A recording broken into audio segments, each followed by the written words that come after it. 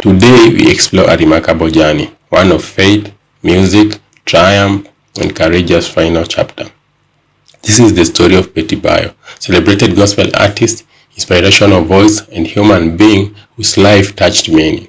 Born Beatrice Wairimu Mbugua in Banana, Kiambu County, Kenya, she rose from humble beginnings to become a beloved figure in the Kikuyu-language gospel scene. Her hit song, 11th Hour, became an anthem of hope and divine timing. But as we celebrate her life, we also turn towards the last chapter, the illness, the hospital corridors, the family in grief, the final farewell. This documentary asks, what were the last moments of Betty Bayo like? What can we learn from the journey in those final days? On this episode, we will walk through her roots and rise, the peak of her career, the emergence of illness, her final days in hospital, the tributes and legacy she leaves behind.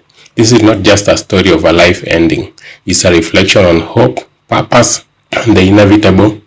Let's begin. Betty Bayo, youngest of 8 siblings, grew up with the modest means in Kiambu County. She had to drop out of Form 2 due to financial constraints and later worked as a house help before pursuing music. Her music talent, especially her emotional vocal delivery, her themes of faith and perseverance began to attract attention. By the early 2010s, she had released several singles in Kikuyu, and eventually the breakthrough track 11th Hour brought her national recognition. Betty Bayo, born Beatrice Mbugua, was a Kenyan gospel singer whose life has played out at the intersection of talent, faith, scandal, and second chances. Singing mainly in Kikuyu and Swahili, she built a loyal audience with emotional, honest worship songs and an unusual open public persona that kept her in the headlines for more than a decade. In the Kenyan gospel circuit, Betty embodied hope. The message of being rescued at the final moment, of divine timing, resonated with many. She built a following, performed live, appeared on radio and television, and became one of the more visible Kikuyu gospel artists of her generation. A little late in the broadcast, but before that, I'm excited to welcome back gospel singer Betty Bayo. Welcome back. Thank you. You've been gone for a while since we last saw you. What have you been up to? Tell us everything. Don't leave anything out. Yeah.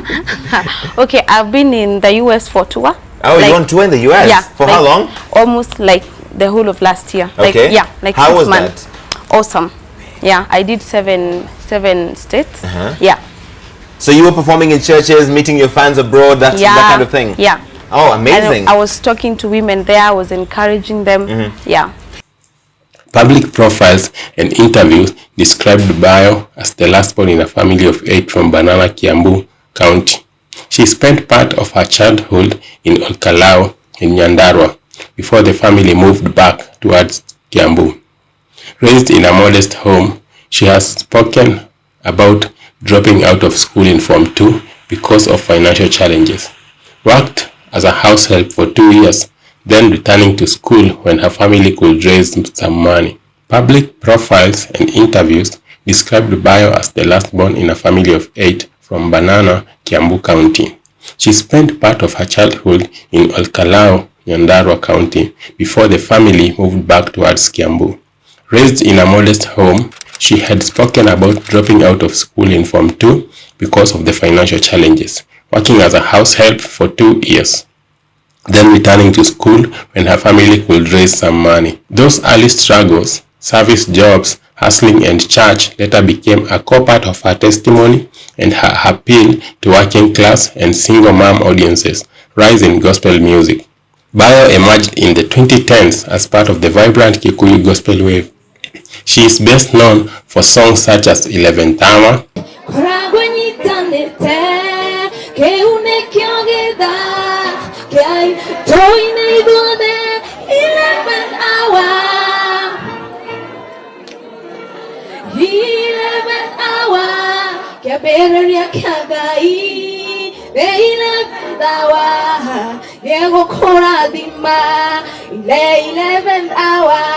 Jado, Jemedari, Dhiri, Udahi, Dikereria, Maneno, Agoshwa, among others. Her music blends worship themes with everyday struggle, financial pressure, heartbreak, parenting, and spiritual doubt, delivered in a conversational, story-led style that helped her cut through beyond strictly church audiences. At the height of her career, Betty Bayo was not just a singer. She was a public persona, a businesswoman, and a mother. She had 2 children with her first partner, Pastor Victor Kanyari, with whom she later parted ways. Despite their separation, they reportedly maintained a respectful co-parenting arrangement. Sijaoa, nilikuwa nimeoa Betty Bayo, tumezaa watoto wawili na yeye. Sky na Dani. Sky yako Amerika. Dani anasoma. Saa hii mama yao amenipigia simu akaniambia mtoto anataka school fees. Kamuza pesa ngapi? Akaniambia 300,000.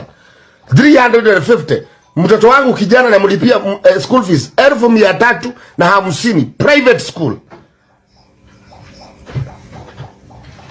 Private school. Saa hii nataka kuoa tena. I want to marry. Na nitaoa hapa kwa TikTok. Believe me, nitaoa hapa kwa TikTok.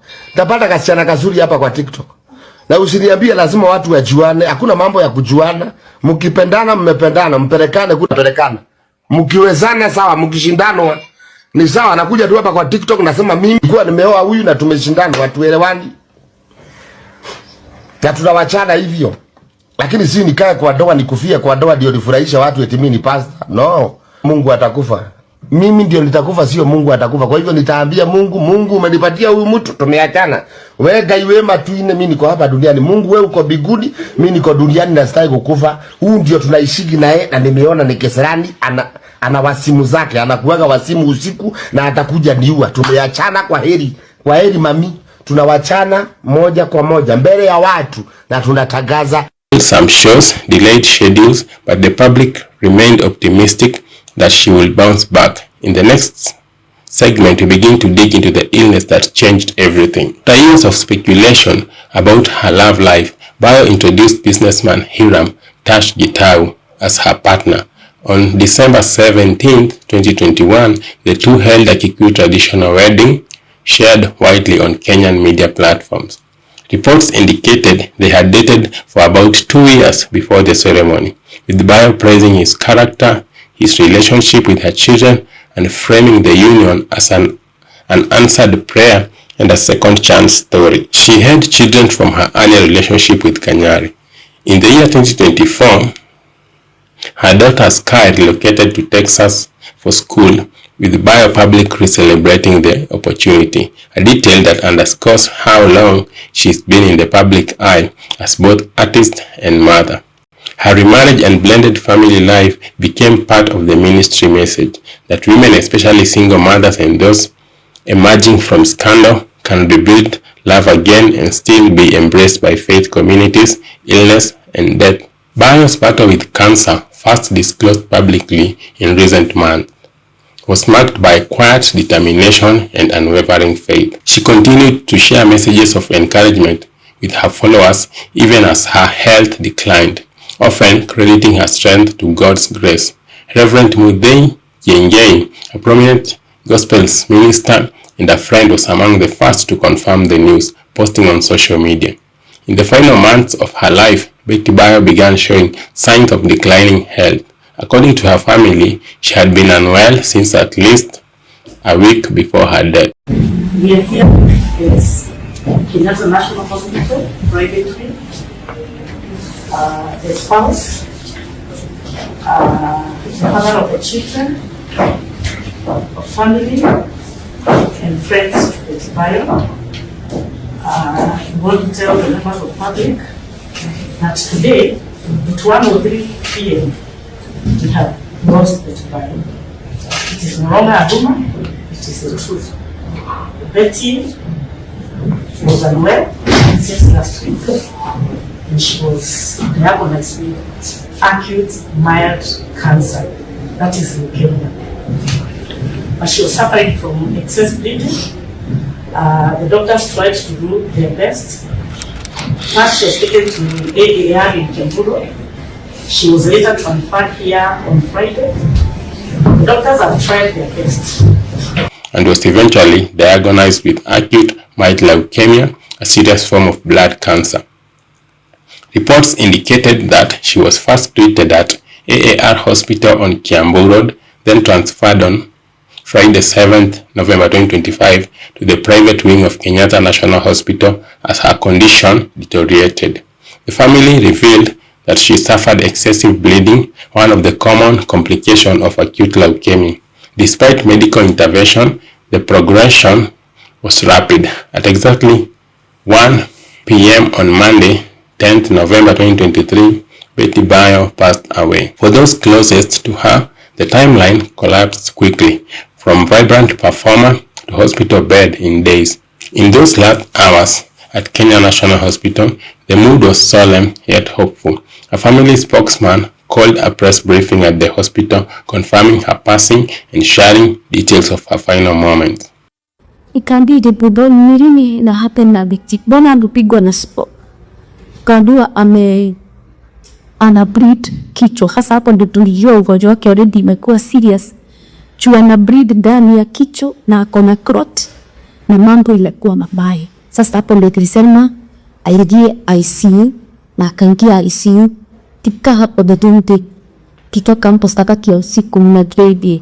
Tukamkaisha, tukaambiwa tuwezi ingia ICU, tukakaa hapo nje, tukaambia hapo nje. Siku nyingine kuja asubuhi tukakuta bado Betty si nzuri.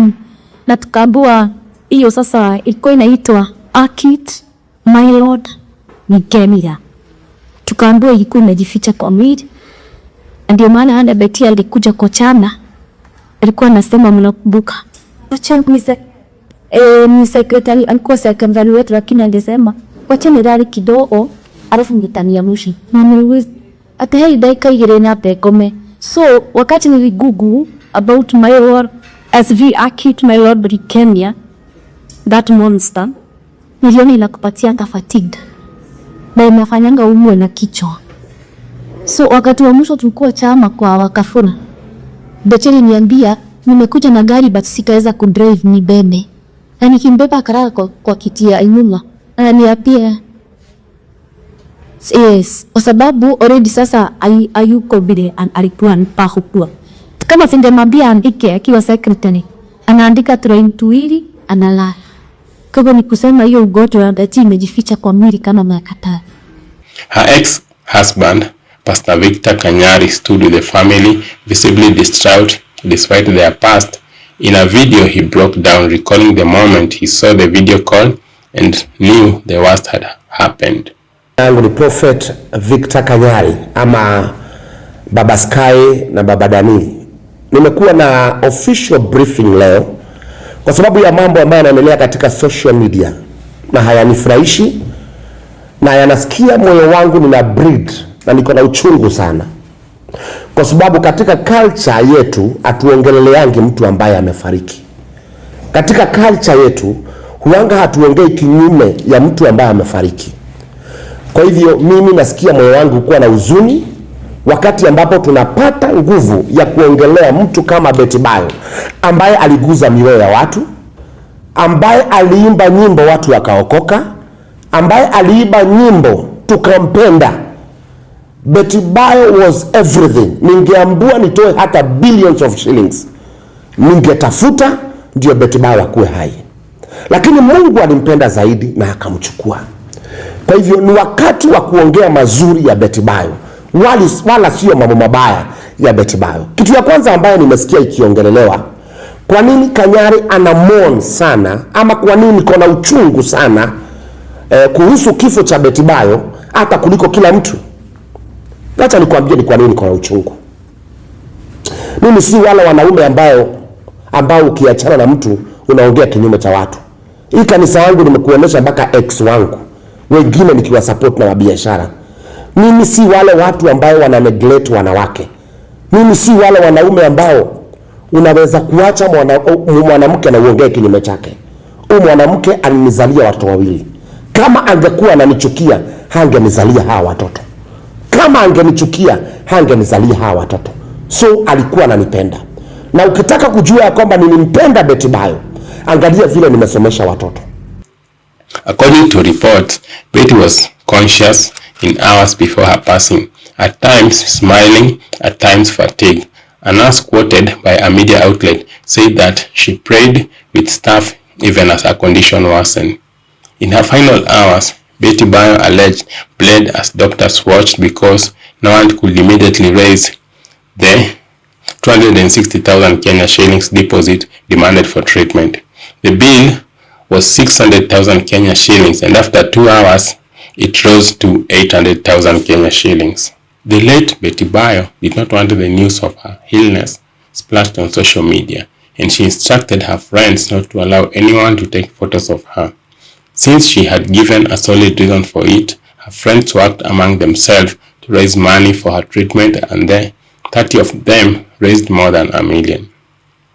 Her plans: just before the diagnosis, she had booked a birthday getaway with her son, sharing the same birth date, something she looked forward to. The trip never came. Her passing left those final hours full of what-ifs, but also full of character, faith, resilience, and love. News of Betty Bayo's death ripped across Kenya. The gospel industry went into mourning. Fellow artists, fans, and even national figures poured tribute. In a social media post, Pastor Kanyari wrote, "R.I.P. Mama Sky, the mother to my kids." His words underscored the enduring connection despite the broken marriage. Physically, her body was formally moved from Kenyatta National Hospital to Kenyatta University Referral Mortuary on Tuesday, 11th November 2025, with hundreds of fans gathered outside, causing traffic jam near the morgue entrance.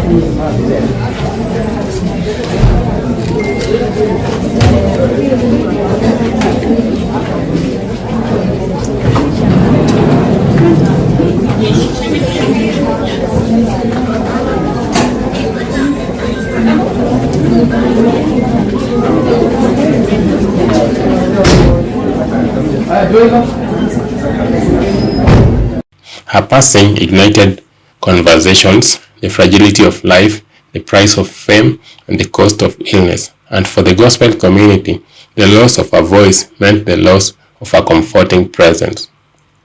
As we move beyond the grief, the question becomes, what does Betty Bayo leave behind? She leaves behind songs, memories, and a ministry that spanned more than a decade. Her anthem, 11th Hour, continues to be streamed and be shared among believers.